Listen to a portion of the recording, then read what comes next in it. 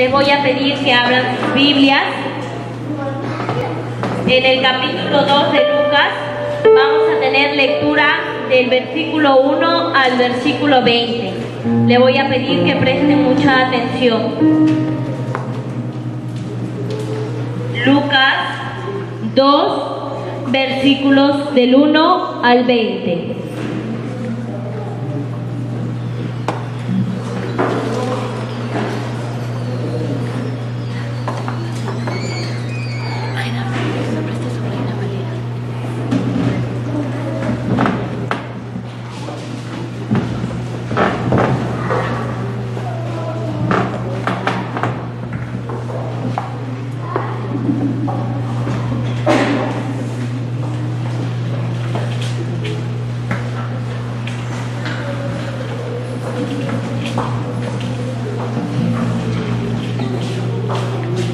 Vamos a tener lectura, hermano. Aconteció en aquellos días que se promulgó un edicto de parte de Augusto César que todo el mundo fuese empadronado.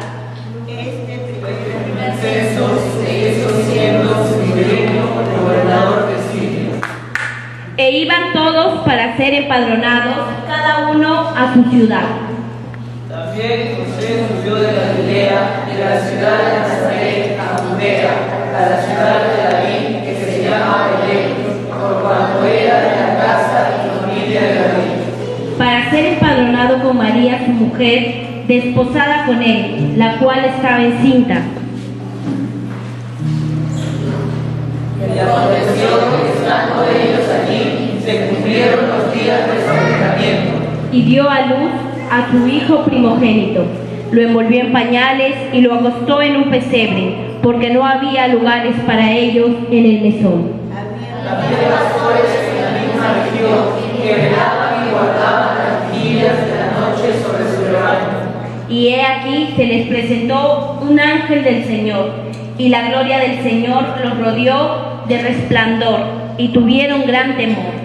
Pero el ángel les dijo: no temáis, porque he aquí os doy nuevas de gran gozo, que será para todo el pueblo. Que os ha nacido hoy en la ciudad de David un Salvador, que es Cristo el Señor.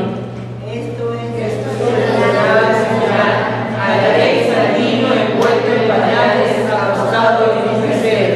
Y repentinamente apareció con el ángel una multitud de las huestes celestiales que alababan a Dios y decían: Gloria a Dios en las alturas y en la tierra paz, buena voluntad para los hombres. Sucedió que cuando los ángeles se fueron de ellos al cielo, los pastores se dijeron unos a otros: pasemos pues hasta Belén y veamos esto que ha sucedido y que el Señor nos ha manifestado. Vinieron jóvenes a preparar a Belén y hallaron a María y a José y al niño acostado en el pesebre. Y al verlo, dieron a conocer lo que les había dicho acerca del niño. Se maravillaron de lo que los pastores les decían. Pero María guardaba todas estas cosas, meditándolas en su corazón. Todos, hermanos, y volviendo a los pastores, glorificaron y alabando a Dios por todas las cosas que habían oído y visto, como se les había dicho. Hermanos, desde ya estamos celebrando una fiesta, el cumplimiento de una de las santas promesas que nuestro Dios nos ha dado. Uno de los versículos que más me impacta en esta parte es que dice: hoy os doy nuevas de gran gozo, que os ha nacido hoy en la ciudad de David un Salvador, que es Cristo el Señor. Muchas generaciones esperaron su llegada en gran manera. Nosotros no hemos podido verla, pero sabemos que nuestro Dios vino a traer salvación a este mundo. Y este es el motivo de la Navidad: recordar lo que un Dios tan poderoso, lo que el Creador de toda la tierra vino a hacer a esta tierra. Nació en un humilde pesebre, en los brazos de una muy sencilla joven y de un sencillo varón, pero Él no vino para destruirnos o para castigarnos por nuestros delitos y pecados, sino vino a darnos amor y paz. Que esta sea la palabra que tengamos para esta noche. Que todos podamos decir juntos gloria a Dios en las alturas. Vamos a ponernos de pie, vamos a cantar una alabanza más. Y recordar con esta adoración, esta canción hermosa, lo que hizo nuestro Señor por nosotros, cómo su amor nos encontró cuando estábamos todos perdidos, cómo su amor lavó nuestras vidas, limpió todo de nosotros. Su amor lo dio todo por nosotros y lo hizo sin pedir nada a cambio. Así que vamos a adorar a nuestro Dios con esta canción hermosa. Nunca más seremos recordados por quienes fuimos. Nunca más las tinieblas serán más que la luz en nuestras vidas. Nunca más el enemigo se enseñoreará y se gozará de todo, se alegrará de todas las fallas y pecados que cometamos, porque nuestro Dios ha vencido en esa cruz por nosotros. Así que le vamos a cantar al Señor. Te creemos, Señor, nos diste eternidad, tu gracia nos ha cubierto, Señor.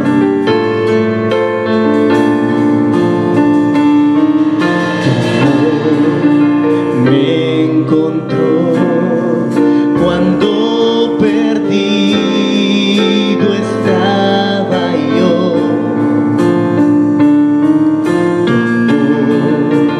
Me lavó, me limpió, vida me dio. Tu amor dio todo por mí, Él dio todo por amor.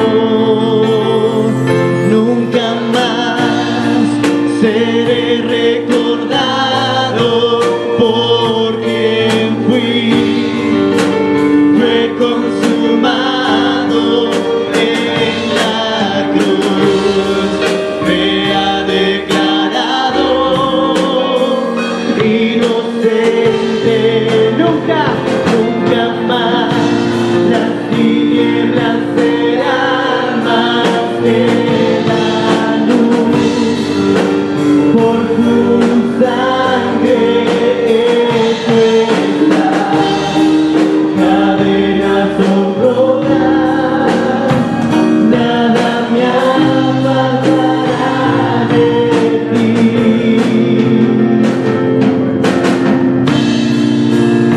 Tu amor, Señor, me dio esperanza, me dio una nueva vida. Tu amor pagó para que toda la humanidad viva en amor, Señor. Tu amor me dio esperanza y nueva vida me entregó. Tu amor pagó para que la humanidad viva en amor. Me diste eternidad, Señor. Me diste eternidad. Tu gracia me cubrió. Nunca más seré recordado por quien fui. Fue consumado en la cruz, me ha declarado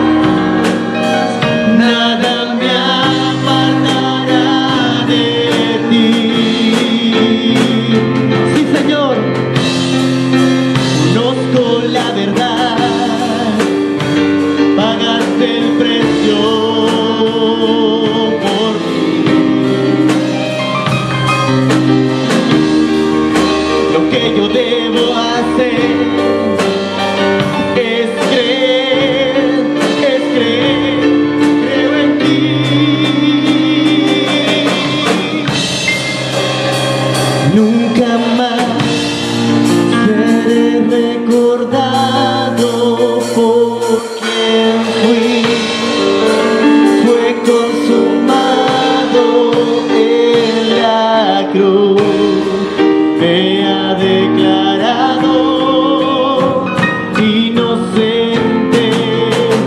Nunca más las tinieblas serán más que la luz. Por su sangre hecho está, cadenas son rotas, nada me apartará de ti.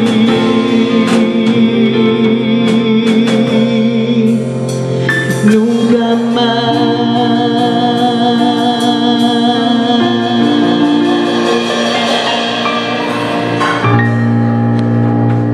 Dios que danza con tu gran amor, con tu gran amor,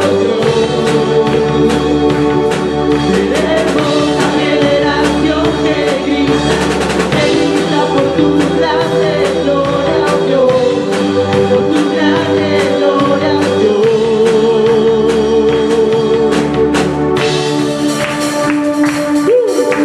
Somos esa generación. Una niña muy madura, pero ya preparada. ¿Y qué es de José? José era un adulto probablemente mucho mayor que María, muchos años más que María. Y para que José se haya comprometido, necesariamente ya tenía que tener un oficio, necesariamente tenía que tener un sustento para su vida, porque no podía aceptarlo a la familia de la mujer si es que este hombre no iba a sostener a su esposa, a su hija. Entonces, ¿qué pasó con esta situación? Sé que ustedes conocen la historia, pero es una historia que nunca nos vamos a cansar de oír, porque está llena de hermosura, está llena de sencillez, es un mensaje hermoso. Pero esta historia no nació de la noche a la mañana. Esta historia fue profetizada desde las generaciones antiguas. Esta historia fue anunciada por los profetas mayores y menores a todo el pueblo, para darles esperanza al pueblo, porque el pueblo judío, como sabemos la historia, era un pueblo que siempre vivió en la opresión, pero por su pecado. Vivió en la opresión y vivió en la oscuridad y en la sombra a causa de su desobediencia. Vamos a leer el libro de Miqueas. Voy a pedir por favor el libro de Miqueas, el capítulo 5, el versículo 2, para que más o menos sepan en qué circunstancias y cómo se le anunció al Hijo de Dios. Miqueas es uno, así como Isaías, es uno de los que anuncia la venida de nuestro Señor, la venida del Mesías. Así que vamos a escuchar lo que dice Miqueas 5, capítulo 5, versículo 2.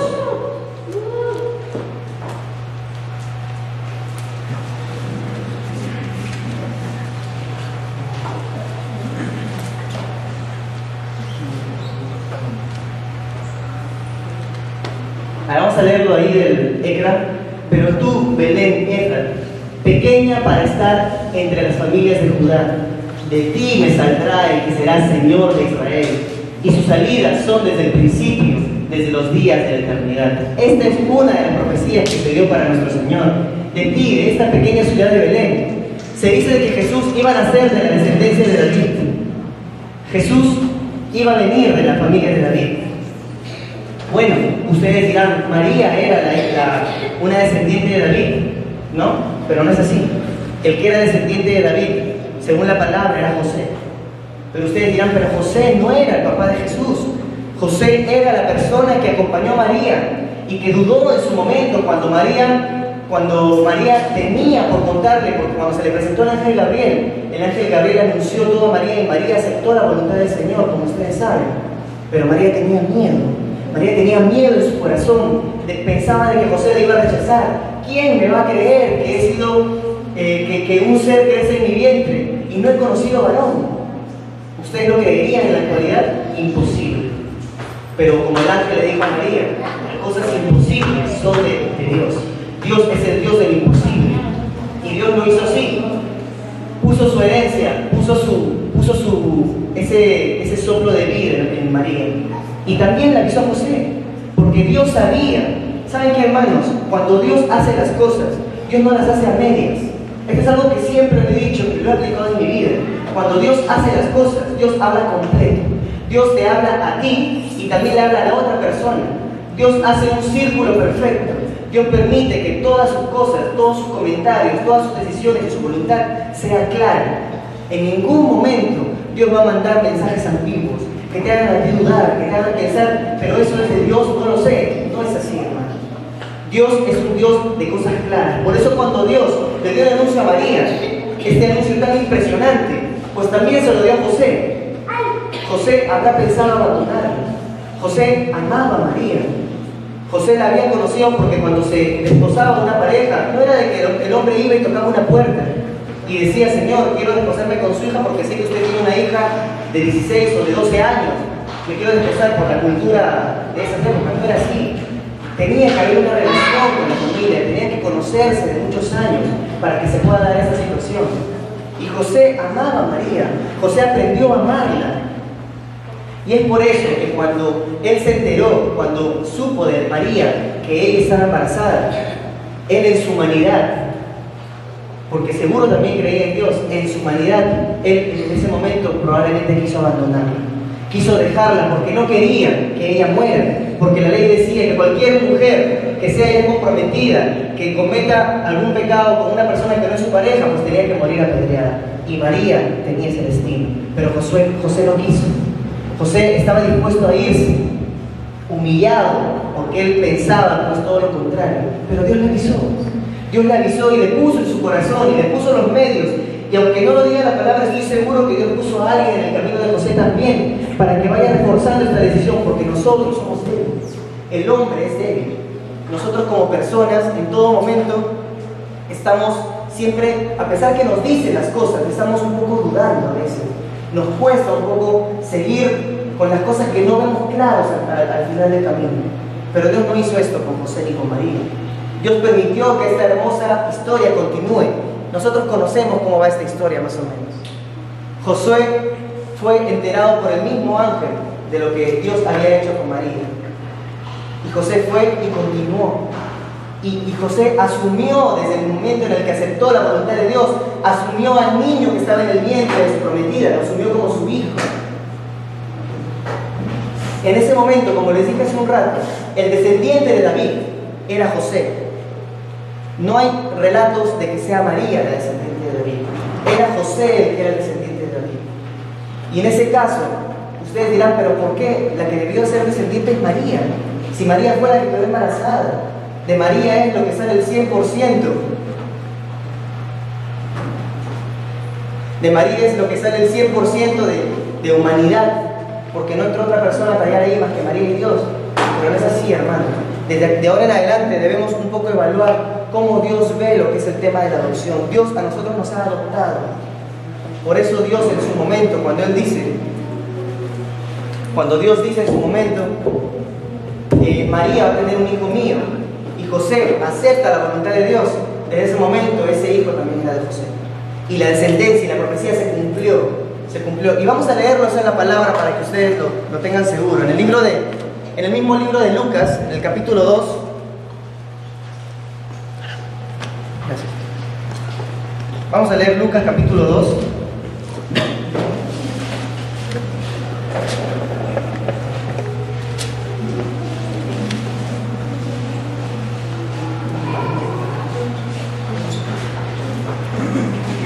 El versículo 4. Y José subió de Galilea, de la ciudad de Nazaret, a Judea, a la ciudad de David, que se llama Belén, por cuanto era de la casa y familia de David, José. Y podemos ver también en la genealogía, en el libro de Mateo lo pueden buscar, toda la genealogía desde el mismo Adán hasta José, en el cual se nota que se ve que José es el descendiente directo de Adán. Ustedes van a poder evaluarlo y van a poder ver eso. Lo que trato de decirles, hermanos, es que la adopción, cuando Dios te toma a ti y pone una decisión en tu corazón, lo que hace Dios es confirmarte. Si tú haces tuya esa decisión, pues todo lo que te pertenece, todo lo que es de ti, tú lo vas a dar para que se cumpla, para que se dé este propósito. Hermanos, esa historia no termina allí. La ciudad de Roma tenía gobernado al pueblo judío. Sabemos muy bien por historia de que a los judíos no les gustaba esto, que los judíos estaban totalmente molestos e incómodos de dar su dinero a una sociedad porque pagana, a una sociedad que no tenía nada, que solamente tomaba su dinero. Pero gracias a Dios, nuestro Dios tenía muchos planes con esto. Ustedes dirán, ¿por qué Jesús nació en una época tan difícil? ¿Por qué Jesús nació en un lugar donde la humanidad, porque el pueblo romano pensaba que era ya dueño de toda la humanidad, o como lo dicen los primeros versículos del libro de Lucas, capítulo 2, toda la tierra, dice, se acercó a ser empadronados. Ellos llamaban toda la tierra porque ellos pensaban de que ya toda la tierra les pertenecía. En ningún momento dijeron parte de la tierra, ni solamente la zona de Galilea o Judea, no. Ellos pensaban de que ya toda la tierra les pertenecía. Entonces, en este caso, los romanos mandaron un edicto. Hicieron que todas las familias vayan a empadronarse en su ciudad natal. José, que era de la familia de David, tenía que ir a Belén, porque el rey David nació en Belén. También se le conoce a la ciudad de Sion como la ciudad de David, pero es muy distinto, porque David en Sion reinó, pero David en Belén nació. Y de la misma manera nuestro Señor Jesucristo vino aquí a nacer a Belén. Y esto también muestra mucho la humildad con la que vino nuestro Señor. Nuestro Señor vino aquí con una actitud de salvar a la humanidad. Aunque mucha gente esperaba al rey esperado, aquel rey que los iba a salvar con espada probablemente y los iba a libertar del pueblo romano. Pues nuestro rey, cuando vino, nuestro Señor Salvador, nuestro Jesucristo, cuando vino aquí a la tierra, hizo todo lo contrario. Él no fomentó la violencia, Él con su palabra fomentó el cambio. Y Él lo que más iba, Él decía que el reino de Dios era de los niños, que había que comportarse como niños para poder entrar al reino de los cielos. Y eso es lo más importante. Dios, al decir eso, está bien dando a entender que el corazón del hombre, Él mira el corazón, Él mira tus intenciones, no quiere esas maquinaciones que normalmente hacemos, ¿no? Bueno, la historia no termina allí. Cuando yo quiero más o menos darles a entender un poquito, cuando se dio este edicto romano, María ya estaba ya a punto de dar a luz, como dice la palabra, estaba ya muy avanzado su embarazo. Y tenía que ir desde la ciudad de Galilea, Nazaret, tenía que ir hasta Belén. Eran 110 kilómetros de distancia, desde ese punto hasta Belén, 110 kilómetros de distancia. Y para que más o menos se ubiquen, si van para el centro, yo que estoy viajando, si conocen San Mateo está a 107 kilómetros, pero no se iban en bus, ni en un bus cama con un asiento reclinable para recostarse. Una mujer embarazada, se fueron en asnos, recorrieron 110 kilómetros. E imagínense, 110 kilómetros recorrió una mujer embarazada, una mujer que ya estaba a punto de dar a luz, una mujer que precavida, que cargó con sus sábanas, con sus pañales, para poder atender en cualquier momento que nazca su hijo. Por eso demoraron tanto. Por eso cuando llegaron al lugar, al mesón, no encontraron lugar para ellos. El rey de la creación no encontró lugar para nacer en un lugar digno y limpio. Pero eso también tenía un propósito. Esto tenía un propósito hermoso, porque nuestro Dios en ningún momento desde su nacimiento no quiso demostrar lo pomposo y lo glorioso que muestran estos palacios de los reyes. Nuestro Dios quiso llegar a lo rechazado y lo despreciado del mundo, porque de ellos, estas personas eran las primeras que querían escuchar la palabra. Porque todo lo que el mundo despreciaba es lo que él anunció. Cuando María llegó a Belén, y no encontraron lugar en el mesón, hay una historia que dice que es probable que el asno que estaba llevando a María estaba agonizante. Ya no podía más ese asno por toda la carga que llevaba. Y José, en su desesperación, porque sabía que era lo único que podía trasladarlo, tuvo que meterse al primer establo. Aceptó rapidísimo entrar a un establo para que su asno se alimente, pueda comer del heno y pueda tomar agua. Eso es lo que la historia dice también. Entonces, esta fue la situación exacta que Dios esperaba. Dios tenía preparado que su Hijo, que su Salvador, que el Salvador de la humanidad naciera en ese espacio, rodeado de animales, rodeado de pestilencia. ¿Y a quién le avisó primero el Señor cuando nació Jesús? Le avisó por medio de unos ángeles a unos pastores que estaban en el campo. Unos pastores que estaban velando, no estaban dormidos, estaban despiertos, velando las vigilias de la noche, cuidando que la presa no agarre a sus ovejas. Estos pastores, velando, a estos pastores se les presentaron los ángeles del Señor. Los ángeles se les presentaron a estos pastores y les dijeron que no teman, porque hoy en la ciudad de David os ha nacido un Salvador, que es Cristo el Señor. Y la señal: lo hallaréis envuelto en pañales y recostado en un pesebre. Y así fue. Estos pastores convivían con los animales. Probablemente olían como los animales. No creo que en esa época haya tenido la oportunidad de tomar muchas seguidas, porque ellos paraban en el campo cuidando de sus ovejas, de eso vivían. Pero Dios se acercó a ellos. Lo menospreciado, una vez más, lo menospreciado de este mundo fue lo que primero Dios vio al momento de anunciar lo más hermoso que vino este mundo, que es el nacimiento de Jesús. Estos pastores fueron donde María. Les estoy narrando todo el capítulo 2 de Lucas del 1 al 20. Estos pastores fueron donde María. Y María ya había dado a luz. Y ellos encontraron al niño envuelto en pañales y recostado en un pesebre. Y que había una estrella sobre ese establo, una estrella que guiaba a otros magos. Dice también la palabra que estos magos de Oriente se acercaron al reino de Herodes, al palacio de Herodes. Y Herodes lo que hizo fue, con mucha astucia, con mucho engaño, Herodes se enteró. Estos reyes le dijeron: hemos oído que ha nacido un rey y esa estrella nos está guiando hacia ese rey.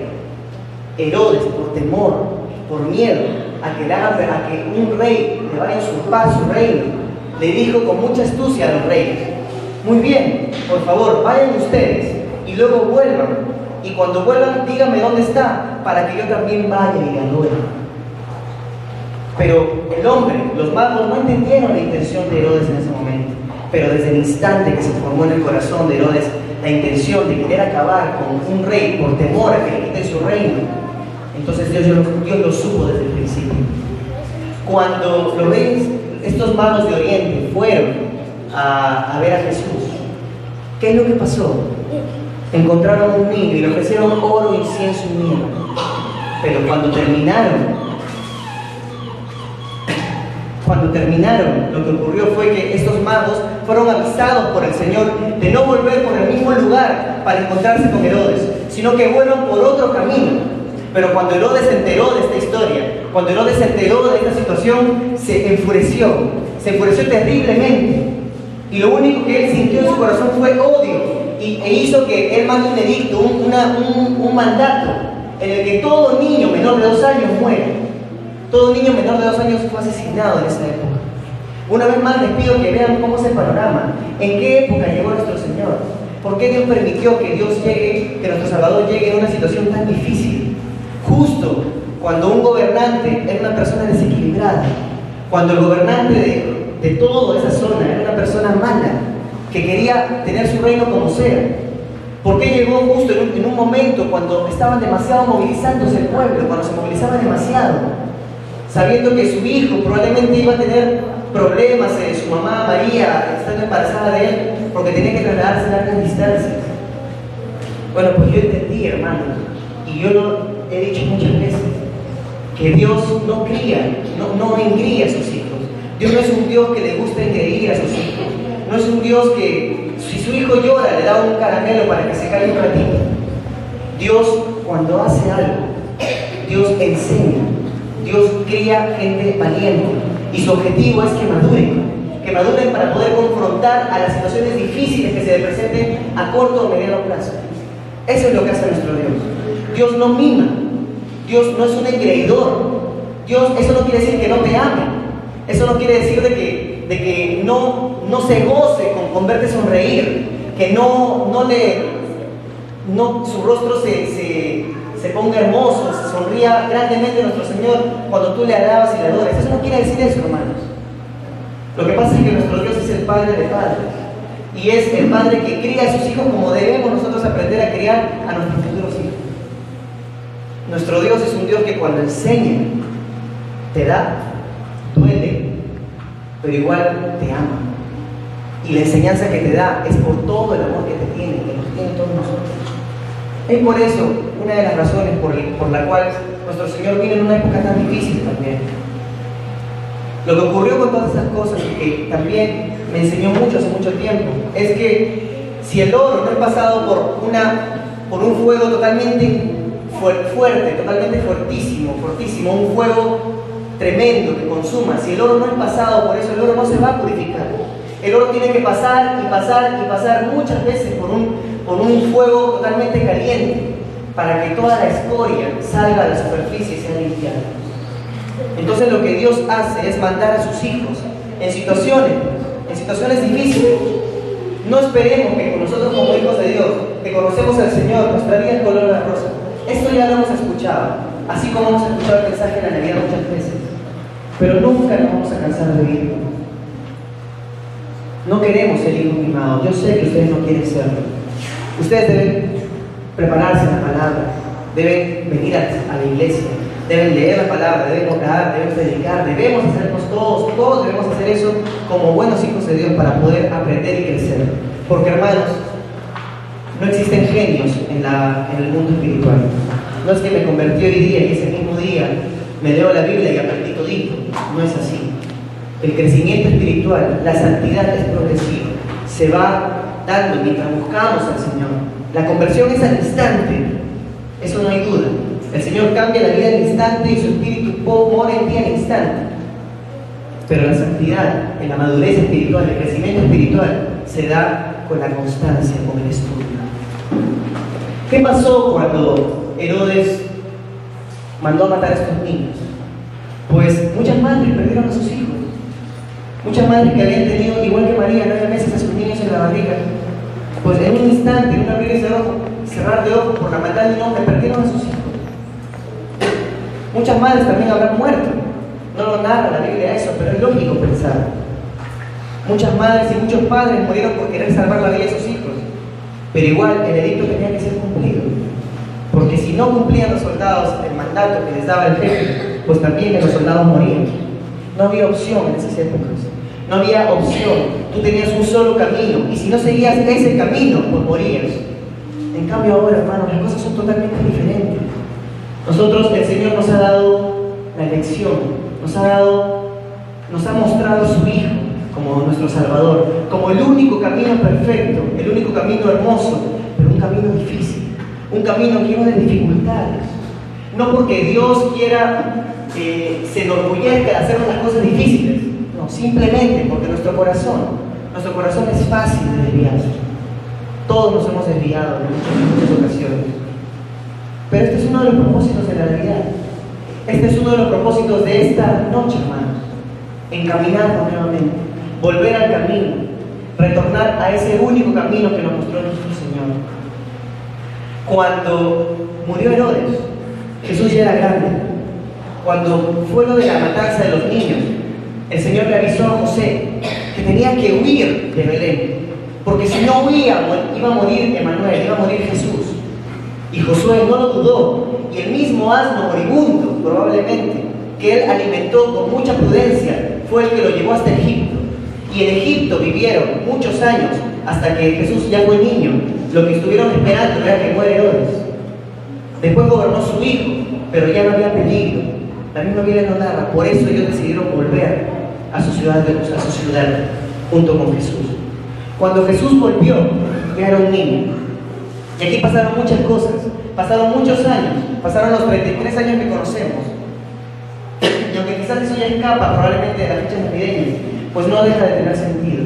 Nuestro amado Señor Jesucristo volvió a su pueblo natal, dio las enseñanzas de su Padre, dio el mensaje claramente para que lo podamos entender, lleno de amor. Y como le dije hace un momento, Él enseñó que el reino de Dios era de los niños. Esto no le gustaba a los fariseos, a los saduceos, a todas las religiones de ese momento. Por eso estas personas conspiraban para matar. Y después de 3 años de persecución, de mentiras, de calumnias hacia nuestro Señor, estos señores lo lograron agarrar. Y lo llevaron ante el gobernador Poncio Pilato. Y Poncio Pilato puso ante la gente, ante el pueblo, que ellos decidan lo que cambiaría el destino de toda la humanidad. Y el pueblo eligió que nuestro Señor Jesucristo sea crucificado. Si ustedes ven el mapa de Jerusalén en esa época, van a ver que todo está ahí nomás. Ese pueblo era chiquito en ese tiempo, muy pequeño. El Gólgota estaba por aquí, Getsemaní estaba por acá, el templo de Herodes estaba aquí, el templo donde estaba Poncio Pilato estaba un poquito más allá. Era muy pequeño. Nuestro amado Señor vivió y corrió por esos lugares donde luego pasó ensangrentado cargando esa pesada cruz. Nuestro Señor fue asesinado. Nuestro Señor Jesucristo murió en una cruz. Dice también que el nombre Belén significa pan de vida, si no me equivoco. Dice, significa Belén, Betlehem, casa de pan. Y Jesús en Juan 6, del 47 al 51, hace respetar el nombre de Belén y lo hace suyo, porque en ese versículo dice: yo soy el pan de vida. Si alguno de ustedes comiere de este pan, nunca más tendrá hambre. Si alguno bebiere de esta agua que yo te doy, esta agua de vida, nunca más tendrá sed. La gente no lo entendía, pero te aseguro que un niño lo hubiera entendido. A un niño, cuando Jesús le dijo eso, un niño le hubiera creído. Probablemente no lo hubiera entendido, pero lo hubiera creído cuando el Señor le dijo eso. Por eso Dios quiere que nuestros corazones sean como niños, hermanos. Esas cosas tan duras que tiene nuestro corazón, esas rebeldías, ese carácter difícil, ese mal humor, esas respuestas duras, esas respuestas que hieren el corazón, eso no quiere el Señor que haya en nosotros. Este es el propósito de la Navidad. Que esa humildad con la que Dios demostró cuando nació en un pesebre, lleno de animales, lleno de malos olores, envuelto en pañales, como les dije al principio, esos brazos que crearon todo, estuvieron en ese momento vulnerables y envueltos en trapos. Dios mostró humildad, y es lo primero que quiere de nosotros. Humildad, humildad. Aunque sean teólogos, o aunque tengan maestrías o magíster, no sé, o fines, como le llaman, en sus carreras, eso no importa. Lo que Dios quiere es humildad. Porque ante los ojos de Dios no existen cartones. Ante los ojos de Dios lo que existe es el corazón. ¿Cómo está nuestro corazón? ¿En qué estado hemos dejado nuestro corazón? Porque no podemos culpar a Dios de cómo están nuestras vidas. No podemos culpar a Dios de lo que nos ha pasado, del pecado en el que caímos. No podemos culpar a la iglesia, ni a nadie, ni al pastor, a nadie, ni a los líderes, por cómo nosotros hemos llevado nuestra vida espiritual. Es netamente personal nuestra relación con el Señor. ¿Qué pasó cuando atraparon a nuestro Señor? Cuando atraparon al pan de vida, pues lo crucificaron, en medio de gritos, en medio de negaciones, de uno de los seres que Jesús amaba tanto como Pedro, en medio de negaciones, nuestro amado Señor murió en una cruz. Murió en una cruz de quién sabe quién la habrá hecho. Y así como nuestro Dios no tenía residencia fija cuando llegó a la tierra para nacer, porque nació en un pesebre, de la misma manera nuestro Señor fue enterrado en una tumba prestada, una tumba perteneciente a un fariseo. Esa tumba era prestada. Nuestro Dios vino al mundo en un pesebre, alquilado, en un mesón, alquilado, y murió enterrado en una tumba que no le pertenecía. Nuestro Señor estuvo allí, pero como lo narra esta hermosa obra que estamos presentando, lo voy a leer textualmente, hermanos, porque esta frase es hermosa, esa frase es todo, es completa, no hay nada que le falte. Y quiero que lo escuchen con mucha atención.